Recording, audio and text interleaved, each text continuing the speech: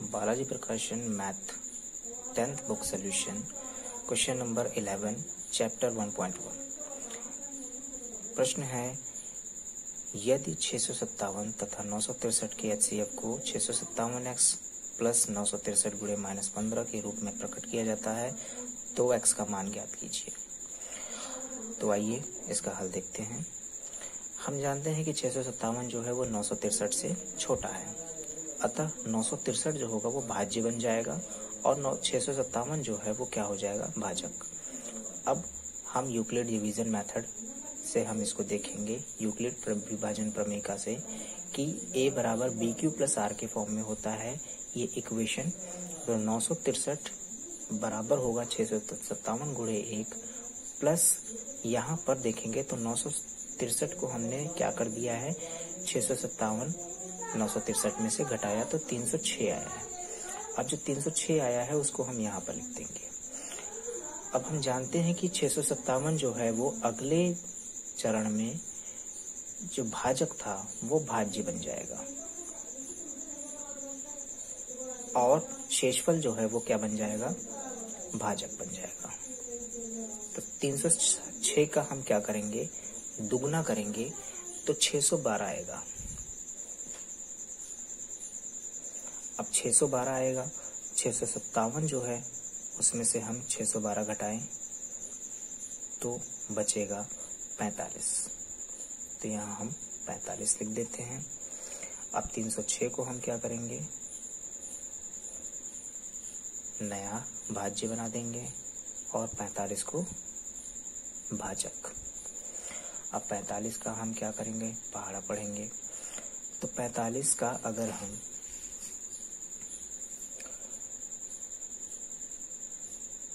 6 बार पहाड़ा पढ़ के देख लेते हैं। पहले तो 45 छक्का 270 होता है,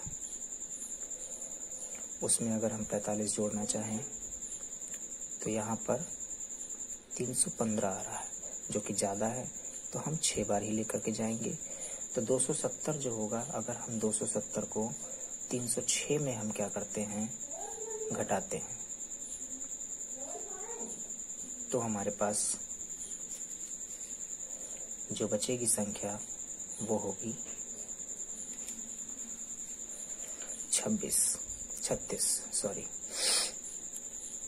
अब हम 45 को क्या करेंगे, नया भाज्य बना देंगे और भाजक जो होगा वो 36 होगा। 36 का 1 से गुणा बचेगा हमारे पास 9। अब यहाँ पर 36 को हम लिख देंगे, 9 से हम करेंगे तो 9 चौको होगा 36, शेषफल आया हमारा 0। तो हमारा यहाँ पर शेषफल जब 0 आया है तो इस किस चरण में आया है, ये 5वें चरण में आया है। तो इसका मतलब यहाँ पर हमारा HCF जो होगा वो 657 और 963 का वो होगा 9। अब इसको हम यहाँ पर प्रश्न में हम देखेंगे कि लिखा है, यदि 657 तथा 963 के HCF को हम ये लिख सकते हैं, इस समीकरण द्वारा क्या किया जा सकता है, प्रकट किया जा सकता है। तो अतः प्रश्नानुसार 9 बराबर जो होगा वो होगा 657 x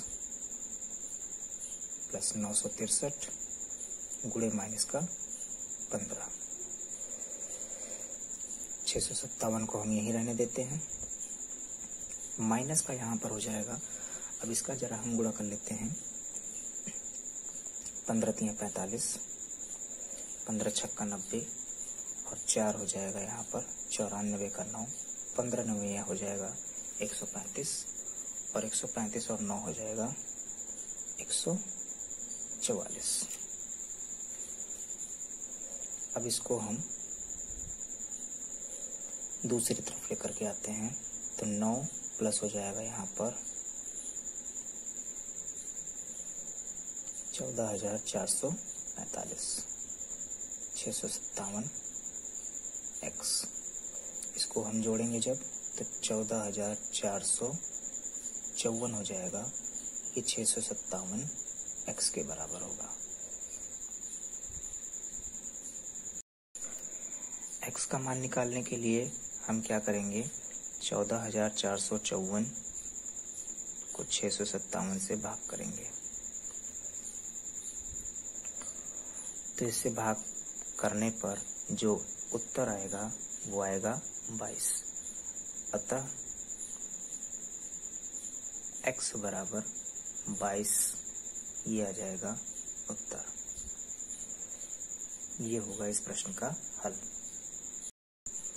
12वां प्रश्न है, वह महत्तम संख्या ज्ञात कीजिए जो 245 या 1029 को विभाजित करने पर प्रत्येक स्थिति में शेषफल 5 देती है।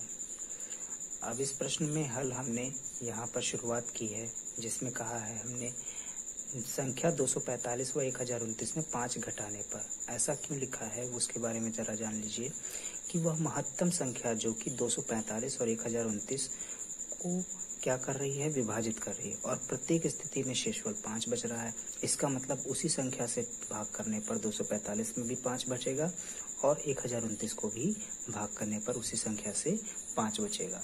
तो इसी वजह से हमने क्या कर लिया, 245 में से 5 घटाया और 1029 में से भी 5 घटाया। जहाँ पर नई संख्या जो हमें प्राप्त हुई है वो 240 और 1024 है। अब उस महत्तम संख्या को ज्ञात करने के लिए हम क्या कर लेंगे, इन दोनों संख्याओं का HCF निकाल लेंगे। तो चलिए HCF इसका निकाल लेते हैं हम। HCF निकालने का तरीका पहले जैसा ही रहेगा, यूक्लिड विभाजन प्रमेय से। 1024 जो है वो 240 से क्या है, बड़ा है, अतः 1024 जो होगा वो भाज्य होगा और 240 जो होगा वो भाजक होगा। अब यहाँ पर हम 240 का हम पहाड़ा पढ़ेंगे, 1024 के लगभग ये करीब चला जाए, तो लगभग ये 4 बार लेकर के जाएंगे तो 24 चौको 96 होता है। तो इसका मतलब यहाँ पर 960 होगा। तो 1024 में अगर हम 960 घटाते हैं तो हमारे पास जो बचेगा शेषफल वो बचेगा 64। अब ये जो 64 बचा है शेषफल, ये नया भाजक होगा और 240 जो है वो नया भाज्य हो जाएगा। अब 64 को हम क्या करेंगे, 64 का पहाड़ा पढ़ें, 240 के ये लगभग करीब आए, तो लगभग ये हम 3 बार इसको मल्टीप्लाई करके देखते हैं। तो 4 3 हो जाएगा यहाँ पर 12 और 3 छक 18 19। तो लगभग यहाँ पर हमने 3 बार 64 का मल्टीप्लाई किया। 240 में हम 192 घटाएंगे तो हमारे पास बचेगा 48। तो 48 जो यहाँ पर शेषफल बचा उसे हम यहाँ लिख लेंगे। अब ये 64 जो है वो नया भाज्य बन गया और 48 जो है वो नया भाजक बन गया। 48 का एक बार पहाड़ा और उसके बाद यहाँ पर शेषफल 16। इसके बाद अब 48 जो है वो नया भाज्य और नया भाजक 16 और 16 तियां होता है 48। शेषफल होगा हमारा 0। इस चरण में जो शेषफल जहाँ पर 0 आया है उस चरण में जो भाजक है वही इसका क्या हो जाएगा, HCF। तो इस प्रश्न का उत्तर जो होगा वो होगा 16।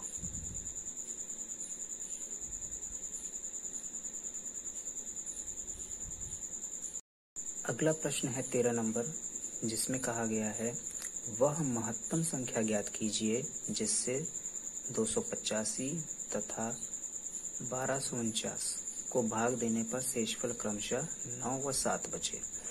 ये प्रश्न पिछले प्रश्न की तरह ही है, बस उसमें प्रत्येक दिशा में 5 बच रहा था, इसमें अलग अलग शेषफल बच रहे हैं। तो महत्तम संख्या यहाँ पर वही ज्ञात करनी है। 285 में अगर उस संख्या से क्या कर रहे हैं, भाग कर रहे हैं, तो आपके पास जो शेषफल बच रहा है वो 9 बच रहा है और 1249 जो है उससे उसी संख्या से भाग करने पर हमारे पास शेषफल 7 बच रहा है। तो इस प्रश्न का हल हम यहाँ पर देखते हैं। तो सबसे पहले हम यहाँ पर लिखेंगे 285 में 9 घटाने पर, तो 285 में 9 घटाने पर हमारे पास जो शेषफल बचेगा वो बचेगा 276। और 1249 में 7 घटाने पर, तो 1249 में अगर हम 7 घटाएंगे तो हमारे पास जो शेषफल बचेगा वो 1242 बचेगा। इसके बाद हम इन दो संख्याओं का 276 व 1242 का HCF ज्ञात करने पर जो इनका HCF होगा वही वह महत्तम संख्या होगी। तो इसमें हम इस प्रश्न में हम ये देखेंगे कि 276 जो है 1242 से छोटा है, अतः 1242 जो होगा वो क्या हो जाएगा, भाज्य, और 276 से हम इसको क्या करेंगे, भाग करेंगे। तो 276 से भाग करने पर यहाँ पर 4 बार इसको हम क्या कर सकते हैं, ले जा सकते हैं, और हमारे पास जो शेषफल बचेगा वो बचेगा 138।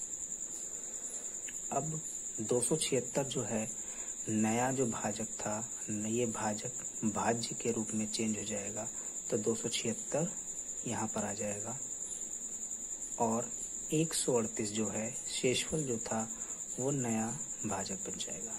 और 138 का अगर हम दुगना करते हैं तो 276 ही आता है, अतः शेषफल 0 हो जाएगा। तो अतः हम लिख सकते हैं 276 और 1242 इसका HCF जो होगा वो कितना होगा, 138। यही वह महत्तम संख्या है। ये हो गया इस प्रश्न का उत्तर।